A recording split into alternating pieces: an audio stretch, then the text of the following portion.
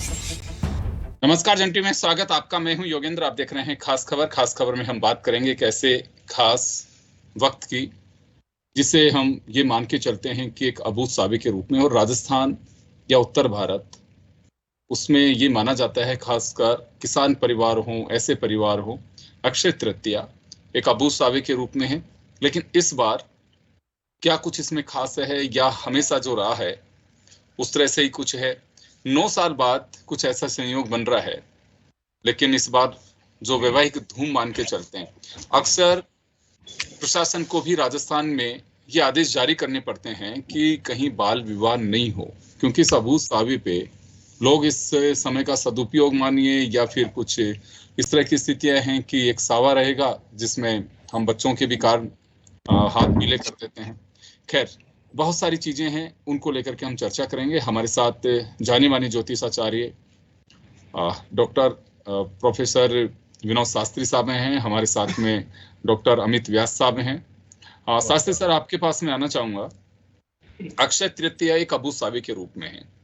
क्या महत्व है कि इस दिन, जैसे जनरली कहा भी जाता है कि अगर कोई सावा नहीं निकल रहा है तो इस दिन आप विवाह कर दीजिए, या कोई भी ऐसा कार्य करना चाहें तो आप कर सकते हैं। ये मुहूर्त एक ऐसा मुहूर्त है जिसमें कहा जाता है कि इसमें बहती गंगा है, कोई भी हाथ धो सकता है। तो ऐसा क्यों? अक्षय तृतीया, वैसे वैशाख शुक्ला जो तृतीया है, ये अक्षय तृतीया के नाम से प्रसिद्ध है, क्योंकि ये युगादि 4 तिथियां होती हैं।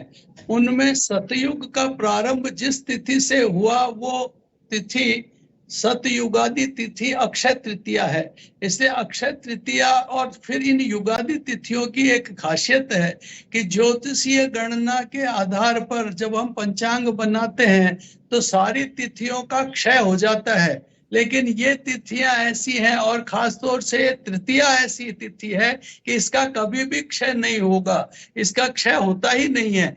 इसलिए इस युगादि तिथि के दिन कोई दान किया जाता है, कोई पुण्य किया जाता है, किसी की विशेष सहायता की जाती है, तो वो पुण्य, उसका जो पुण्य का फल है वो अक्षय होता है, वो कभी नष्ट नहीं होता है, वो ब्रह्मलोक को, देवलोक की प्राप्ति कराने वाला होता है।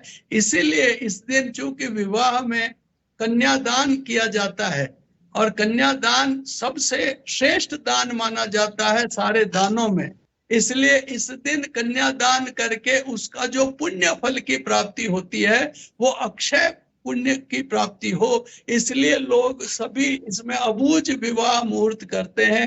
न नक्षत्र देखा जाता, न तिथि देखी जाती, न कोई वार देखा जाता, न योग कुयोग किसी तरह के करण आदि हो तो भी नहीं देखे जाते। जैसे इस बार तो शुक्र अस्त है, जो शुक्र लंबे समय तक अस्त रहेगा, क्योंकि शुक्र 30 अप्रैल को ही अस्त हो गया था, और 9 मई को बृहस्पति अस्त हो रहा है।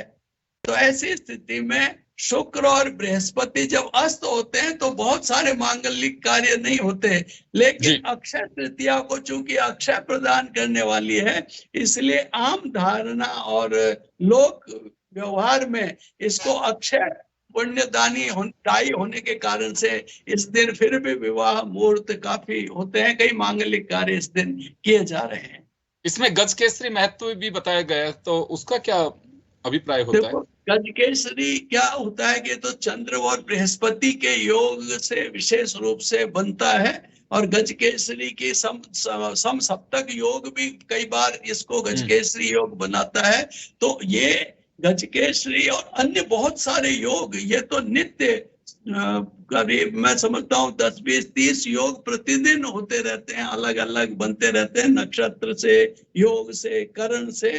तो ये योग विशेष योग में है। वैसे तो रोहिणी नक्षत्र में जब तृतीया होती है तो वो बहुत अच्छी मानी जाती है, खासतौर से बुधवार और हो तो और भी कहना ही क्या उसका, तो वो तो अनंत फल देने वाली होती है। इस बार शुक्रवार के दिन हो रही है, लेकिन ये फिर भी जो, क्योंकि इसके लिए कहा है कि यम करोति तृतीयायाम कृष्णम चंदन भूषितम वैशाखस्य शीते पक्षे स याति अच्युत मंदिरम, कि जो तृतीया के दिन भगवान कृष्ण की चंदन लगा करके अगर पूजा की जाए वैशाख के शुक्ल पक्ष की तृतीया के दिन अर्थात अक्षय तृतीया को, तो स याति अच्युत मंदिरम, वो भगवान के लोक को प्राप्त करता है। इसलिए अक्षय तृतीया अपने आप में बहुत महत्वपूर्ण तिथि होती है पूरे वर्ष भर की। इसलिए इस दिन सारे मांगलिक कार्य किए जाते हैं और उसमें न किसी से अबूझ का ही मतलब यह है कि किसी से पूछने की भी जरूरत नहीं है।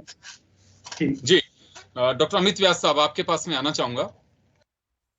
ये कहा जा रहा है कि इस बार इतने सावे नहीं है जितने हर बार होते हैं, ऐसा सही है या फिर कुछ इसमें योग संयोग की भी बात होती है कि वास्तव में जिनके मांगलिक कार्य होते हैं अगर उसमें कहीं इस बार कुछ ऐसी स्थितियां नहीं बन पा रही हैं जो अबूझ में भी हम मान के चलते हैं लेकिन नहीं हो पा रहा, ऐसा तो नहीं है कुछ?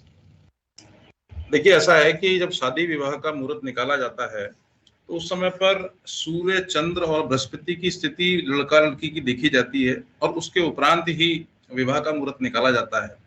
अब चूंकि इस बार हुआ ये कि शुक्र जो तारा है, जिसको हम तारा के नाम से जानते हैं, उसको अस्त के रूप में देखा गया है और अभी आज ही 9 मई के दिन बृहस्पति भी क्या है, अस्त हो जाएंगे। तो चूंकि गुरु और शुक्र जो है वो शुभ मांगलिक कार्यों के कारक ग्रह माने गए हैं और जब दोनों ही ग्रह जब अस्त हो जाते हैं तो उसकी वजह से कोई भी शुभ मांगलिक कार्य करना औचित्यपूर्ण नहीं है।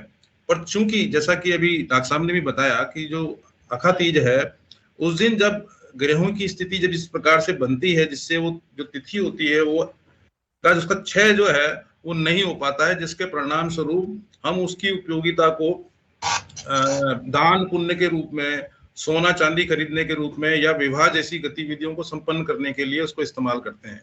और चूंकि एक स्थिति ये भी है कि विष्णु लक्ष्मी की जब पूजा की जाती है तो स्वर्ण को अगर याद नहीं किया जाए तो वो भी गलत है। स्वर्ण खरीदना या नए आभूषण खरीदना न या नए किसी भी प्रकार के वाहन इत्यादि को खरीदना श्रेष्ठकर माना गया है।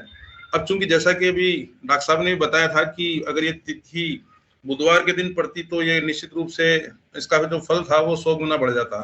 तो ठीक वैसे ही क्या है कि गुरु और शुक्र का दोनों का एक साथ में ही 9 मई को, यानी शुक्र तो पहले से ही अस्त चल रहे हैं और आज 9 मई को ही गुरु जो है वो अस्त हो गए हैं। तो गुरु और शुक्र की जो उपयोगिता है वो हमारे वैवाहिक जीवन में काफी उपयोगी मानी गई है। पुरुष के लिए शुक्र माना जाता है और महिला के लिए गुरु को महत्व दिया जाता है। तो अगर गुरु और शुक्र दोनों ही अस्त हो जाएंगे तो ऐसी स्थिति में विवाह करना कहीं ना कहीं शास्त्र सम्मत भी नहीं है और उसकी कहीं ना कहीं, लेकिन जिनके हो पाते हैं तो उसमें क्या माना जाए कि कुछ उसमें अलग से कुछ योग बन पा रहा है? नहीं, देखिए, अलग से कुछ नहीं है, ये तो केवल एक पारंपरिक जो हमारी पुरानी व्यवस्थाएं चली आ रही हैं कि नहीं साहब बड़लिया नवमी है या आखा तीज है, इस प्रकार के जो मुहूर्त होते हैं उस समय पर शादी करते हैं तो निश्चित रूप से हमें किसी पंडित जी के पास न जाने की आवश्यकता है। तो उस स्थिति में क्या है कि बड़लिया नवमी को, आखा तीज को, इस प्रकार के कुछ हमारे 4-5 अभूत सावे होते हैं पूरे साल भर में, तो उसमें विवाह करना शास्त्र सम्मत है। पर जब गुरु और शुक्र दोनों ही अस्त होंगे तो नेचुरल सी बात है कि उसकी विवाह करने की जो उपयोगिता है वो कहीं ना कहीं कम हो जाती है। इस वजह से इस प्रकार की समस्याएं हमारे सामने उत्पन्न हुई है। तो आपका मानना है कि इस बार गुरु और शुक्र के अस्त होने की वजह से वैवाहिक योग जो होना चाहिए कि मांगलिक कार्यों का वो नहीं बन पा रहा है। लेकिन बात अगर किसी की खरीदारी की हो, क्योंकि बहुत सारे लोग ये होते हैं कि कोई प्रॉपर्टी खरीद रहा है, जैसे आपने कहा कि कोई धातु में भी अगर स्वर्ण खरीदा जाए तो अति उत्तम होता है, उसका योग बन पा रहा है? बिल्कुल, इसमें कोई दो राय नहीं है। जब गुरु शुक्र की राशि में आए या शुक्र गुरु की राशि में आते हैं तो एक विष्णु लक्ष्मी योग तो ऑटोमेटिकली बन जाता है, या दोनों गुरु शुक्र एक साथ बैठ जाते हैं कुंडली के हिसाब से, तो हम उसे विष्णु लक्ष्मी का योग बोलते हैं। और वैसे भी शास्त्रों में लिखा हुआ है और कहा भी गया है कि अगर विष्णु लक्ष्मी की एक साथ पूजा की जाती है तो उसके लिए स्वर्ण का होना आवश्यक है या पीले वस्त्रों का होना आवश्यक है। जरूरी नहीं कि स्वर्ण ही खरीदा जाए, कि देखिए आजकल आदमी की जो आर्थिक स्थिति है उसको भी ध्यान में रखना जरूरी होता है, तो वहां पर कहीं ना कहीं कुछ चीजें कंप्रोमाइजिंग वाले जोन में आ जाती हैं।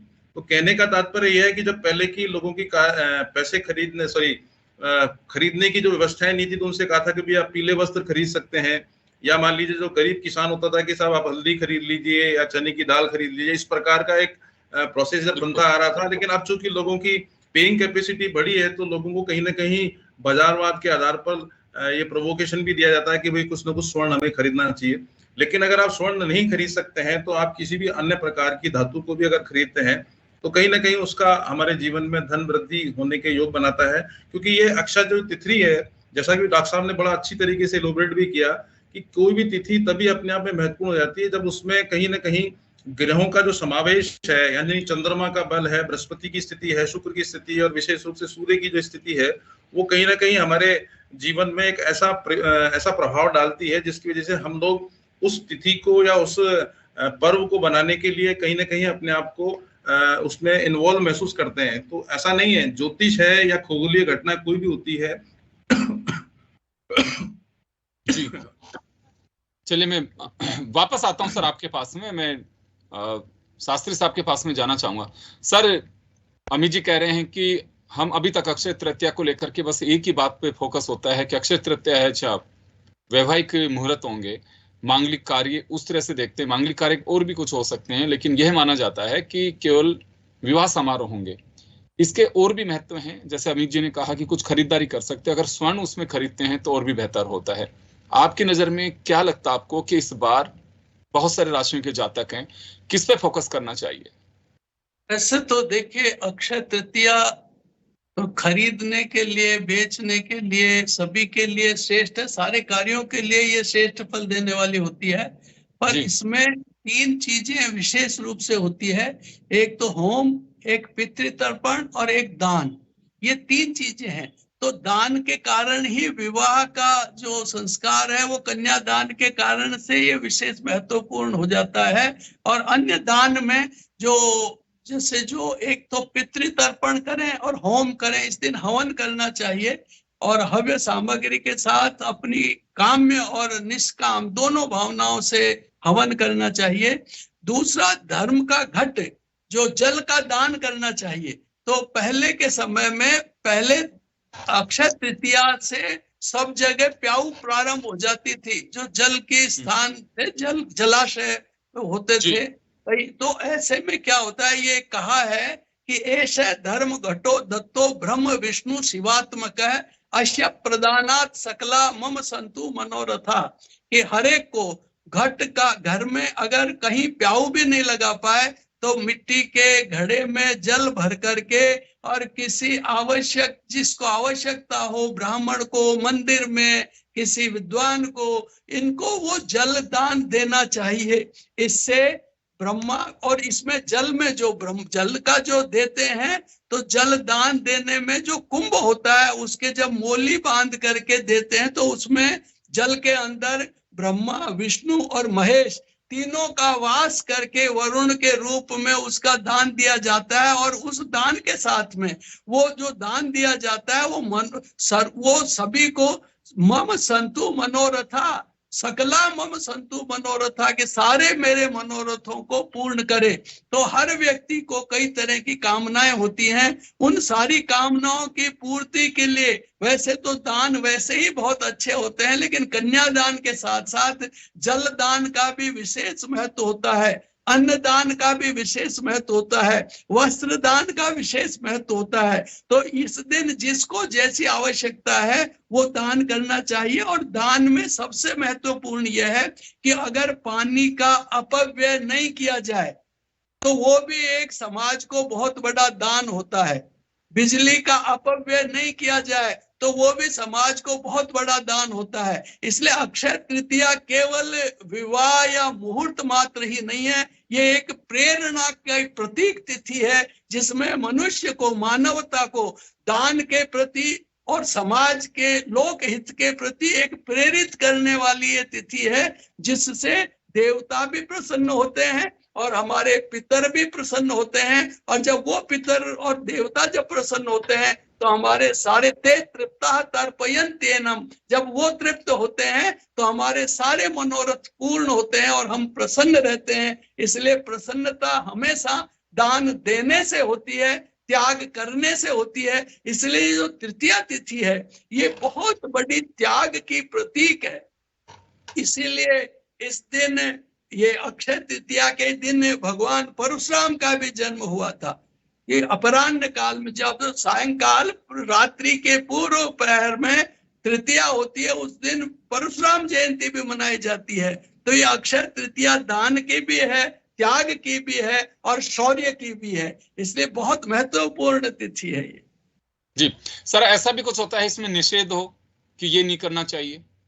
देखिए, निषेध तो हमेशा अच्छी वस्तुओं का दान करें। दान निषेध है कि आप कई अपशिष्ट है, कोई बेकार चीज है और उसका कोई दान कर रहा हो तो वो निषिद्ध है, वो पाप में आ जाती है, वो पुण्य में नहीं आ जाती है। जो खुद उपभोग करे उससे अच्छी वस्तु का दान करना ही श्रेष्ठ होता है। इसलिए ऐसे में जो अपने उपभोग करने योग्य और उससे अच्छी हो उसी वस्तु का दान, उससे बेकार वस्तु निषिद्ध है। इसलिए इसमें निषिद्ध तो यही है, बाकी तो कोई ऐसी बात नहीं है। दान तो किसी भी तरह का दिया जा सकता है, दान वचन का भी दिया जा सकता है, मीठी वाणी बोल करके भी दान दिया जा सकता है, कई तरह के सहयोग करके भी। जी व्यास साहब, आपके पास में आना चाहूंगा।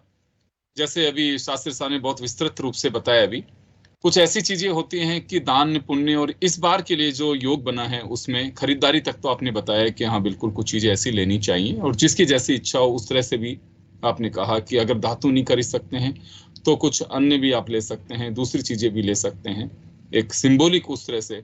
लेकिन खरीदारी पर्टिकुलर कोई राशि के हिसाब से ऐसे कुछ है कि इस बार ये खरीदारी होनी चाहिए और इसको निषिद्ध रखना चाहिए, इसको नहीं लेना चाहिए?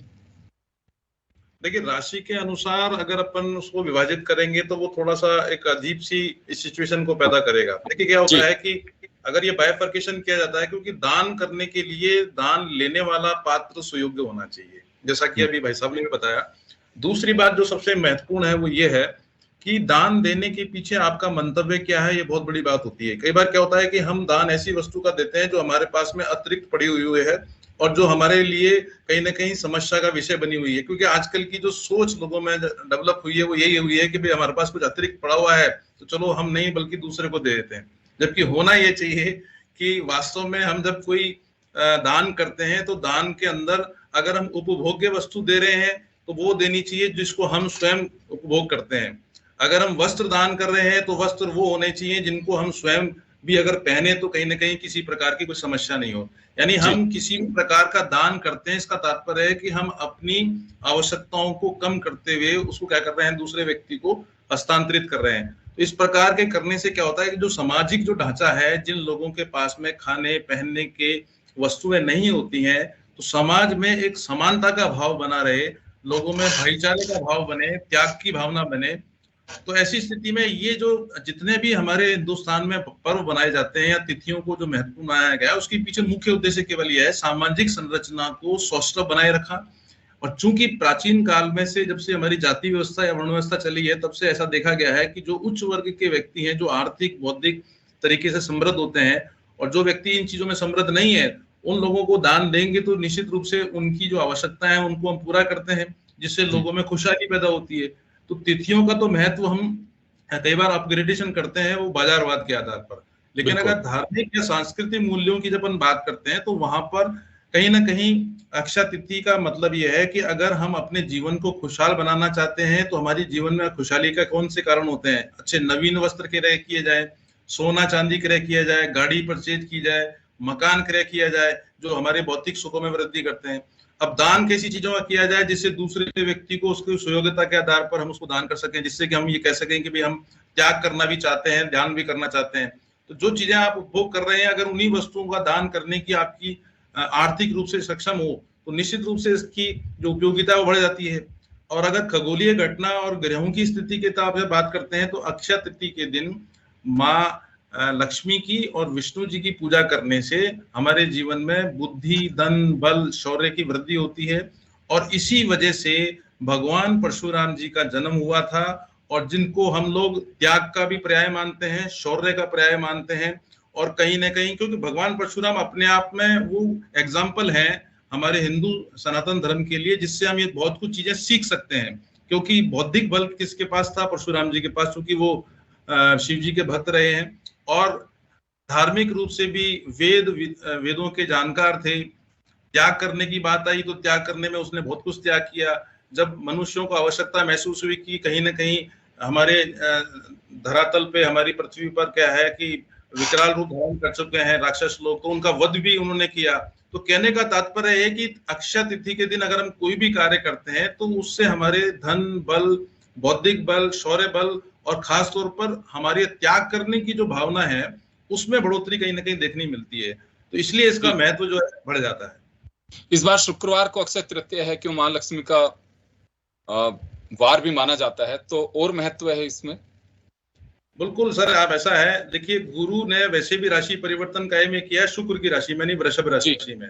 जी जी। कल दिन भी क्या पड़ रहा है, शुक्रवार है। तो मेरा ऐसा मानना है कि शुक्र को हम लोग चांदी से जोड़ते हैं। तो ऐसी स्थिति में अगर हम चांदी का कड़ा पहनते हैं, चांदी की अंगूठी पहनते हैं या चांदी का दान करते हैं, निश्चित रूप से हालांकि महंगाई थोड़ी सी हो रखी है, लेकिन मेरा ऐसा मानना है कि अगर इस दिन हम खरीदते हैं अपने क्या कहते हैं सुखों को वृद्धि करने के लिए, तो आप सबसे बेस्ट तरीका यह है कि महिलाएं जो है पायल के रूप में, चांदी के रूप में खरीद के लिए आए।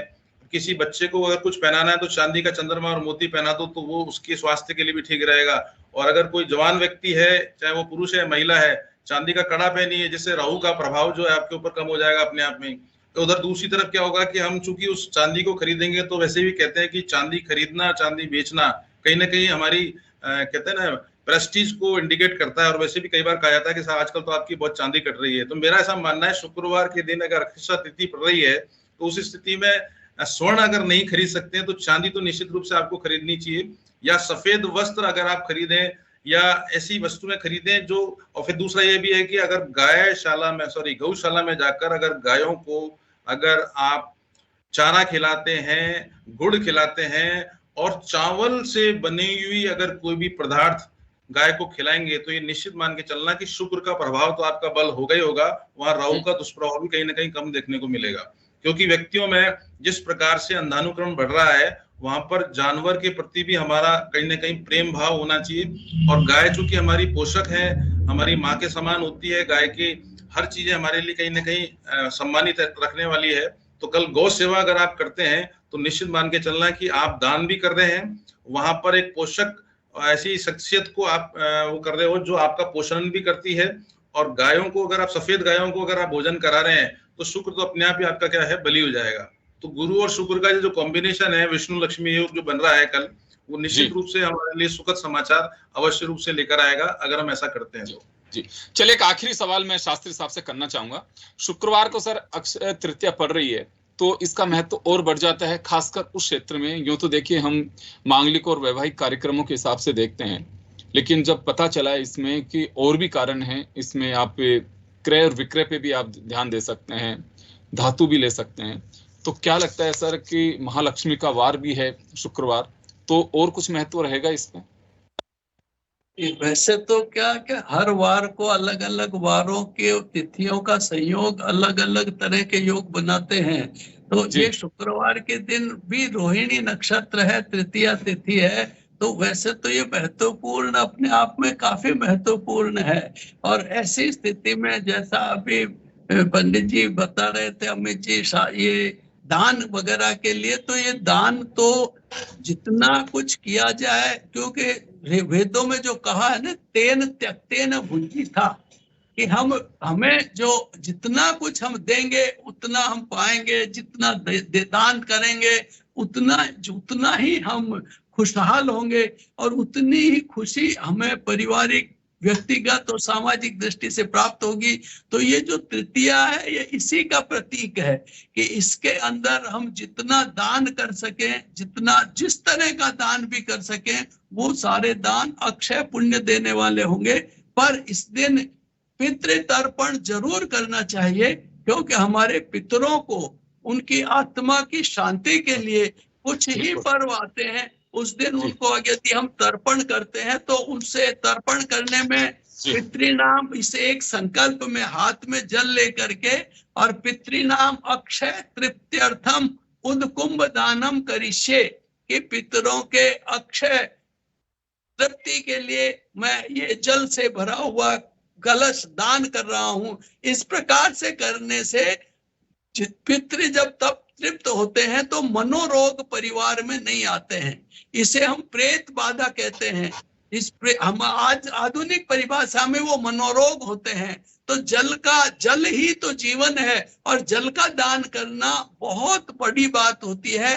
तो अन्य दानों के साथ साथ जल दान भी करें तो बहुत अच्छा है। और शुक्र तो स्वयं ही जल स्वरूप है, शक्ति स्वरूप है, इसलिए इस दिन यदि संकल्प लिया जाए तो और भी बड़ी बात है।